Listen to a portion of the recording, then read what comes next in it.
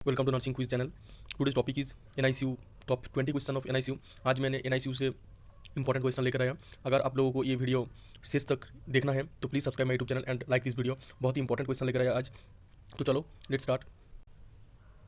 So first question is NICU stands for option A newborn intensive care unit, option B neonatal intensive care unit, option C neonate internal care unit and option D new infant care unit. The correct answer is option B neonatal intensive care unit. neonatal intensive care unit यहाँ पे बोला NICU stand for, मतलब NICU का मतलब क्या है? NICU का मतलब न्यूबॉर्न इंटेंसिव केयर यूनिट, ये नहीं है। ICU का मतलब क्या है? Intensive care unit. So intensive care unit यहाँ पे बोला इंटरनल केयर यूनिट, ये तो नहीं होगा। इन्फेंट केयर यूनिट ये भी नहीं होगा, क्योंकि ICU का जो ICU stand for intensive care unit. So यहाँ पे बोला ऑप्शन बी में है neonatal intensive care unit. So option B is the correct answer, neonatal intensive care unit. A preterm baby is born before option A 36 weeks of gestation, option B 30 weeks of gestation, option C 37 weeks of gestation and option D 35 weeks of gestation.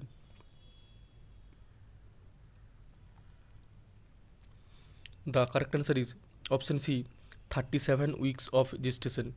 क्या बोला? Preterm baby हम लोग कब कहता है? जब baby before कौन सा वीक से पहले बॉर्न हो जाता है, कब बोलना है? 36 वीक्स को पहले, ये नहीं है। 38 ये भी नहीं है। 35 ये भी नहीं है। सो इजी क्वेश्चन, 37 वीक्स के पहले जो बेबी पैदा हो जाएगा उसको हम लोग कहा जाता है preterm baby. So next question, Apgar score is assessed at option A 1 and 3 minutes, option B 1 and 10 minutes, option C 1 and 5 minutes and final option is D 5 and 10 minutes.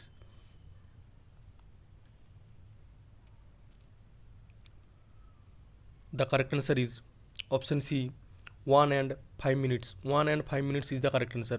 क्या बोला? अपगार स्कोर एसेस कब करना है?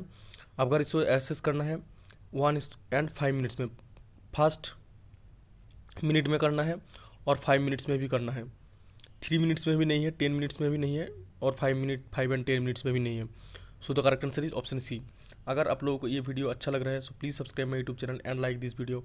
बहुत अच्छा topic मैंने आज लिया NICU neonatal intensive care unit से। अगर आप लोगों ने इंटरव्यू देना चाहो तो you can enjoy this video with the first step in neonatal resuscitation is option A chest compression, option B oxygen administration and option C warm, dry and stimulate, final option endotracheal intubation.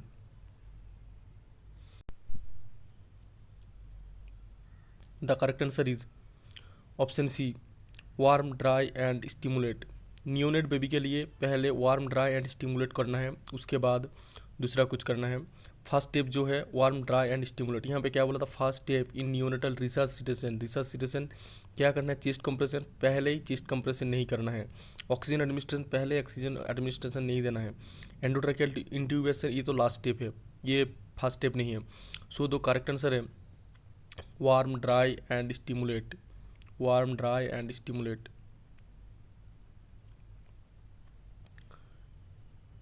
Next question, normal respiratory rate of a newborn is option A 20 to 30 per minute, option B 30 to 40 breath per minute, option C 40 to 60 breath per minute and final option 60 to 80 breath per minute. The correct answer is option C 40 to 60 breath per minute is the correct answer. यहाँ पे क्या बोला था? Normal respiratory rate of a newborn, मतलब newborn baby का normal respiratory rate कितना है? 20 to 30 ये नहीं है, 30 to 40 भी नहीं है, 60 to 80 भी नहीं है। So the correct answer is 40 to 60 breath per minute is the correct answer. और अगर एडल्ट पेशेंट को बोला जाएगा तो 12 to 20 is the correct answer. 12 to 20 for adult 40 to 60 for newborn. Respiratory distress syndrome is mainly caused by deficiency of option A hemoglobin, option B oxygen, option C surfactant, and option D mucus.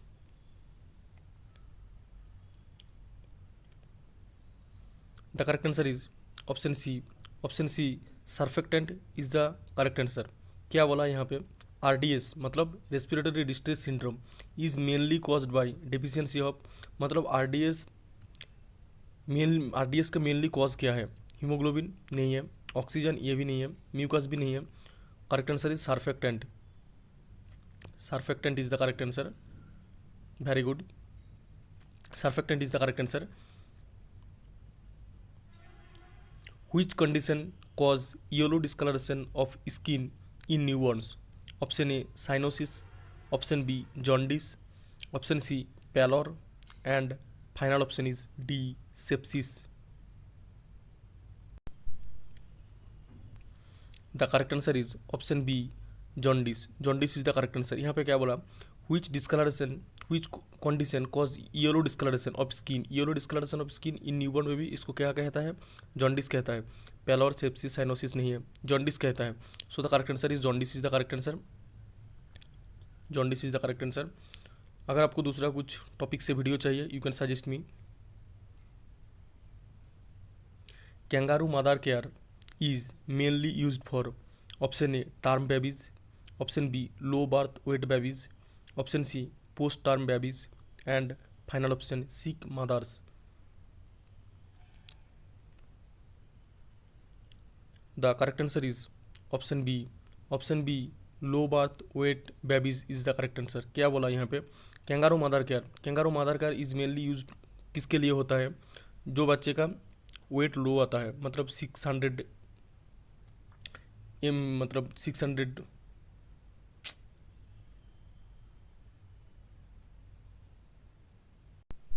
मतलब 600 ग्राम, 750 ग्राम, 1 kg ऐसा baby हुआ तो उनको kangaroo mother care चाहिए.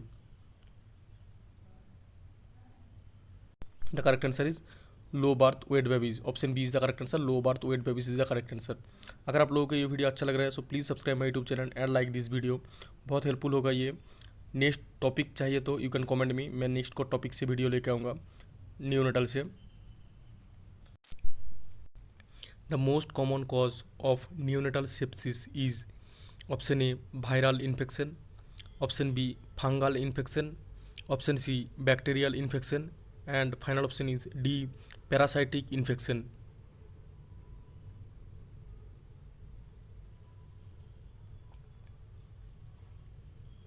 The correct answer is option C bacterial infection. Bacterial infection is the correct answer. यहाँ पे क्या बोला? The most common cause of neonatal sepsis. Neonatal sepsis का जो मोस्ट कॉमन कॉज है वो क्या है? वायरल इन्फेक्शन नहीं है, फंगल भी नहीं है, पैरासाइटिक भी नहीं है. The correct answer is option B bacterial. Bacterial infection is the correct answer. Bacterial infection is the correct answer. Next question. This is the last question for this video. अगर आपको second part चाहिए तो you can comment me, otherwise you can subscribe and like this video. Hypoglycemia in newborn is defined as blood glucose level less than option A 60 mg per dl, option B 50 mg per dl, option C 45 mg per dl, and option D 40 mg per dl. The correct answer is option D. Option D 40 mg per dl is the correct answer. क्या बोला? Hypoglycaemia. Hypoglycaemia मतलब glucose level कम आएगा. In newborn is defined as blood glucose level less than, मतलब blood glucose level कितना से less आने में हम लोग कहा जाता है हाइपोग्लाइसीमिया. 60 mg नहीं है, ये एडल्ट के लिए है. 50 mg भी नहीं है, 45 mg भी नहीं है. तो करेक्ट आंसर इज 40 mg पर DL is the correct answer. 45 mg पर DL से नीचे आएगा तो हम लोग कहा जाता है इनको हाइपोग्लाइसीमिया हुआ. अगर आप लोगों को WBHRB, CBAT and RRB staff nurse north exam के लिए तैयारी करना है so you can come and join this live. So you can come and subscribe my YouTube channel. मेरा यूट्यूब चैनल को सब्सक्राइब कर दो. बहुत हेल्पफुल होगा आप लोगों के लिए. हर एक दिन एक एक दूसरा टॉपिक से मैंने वीडियो अपलोड किया.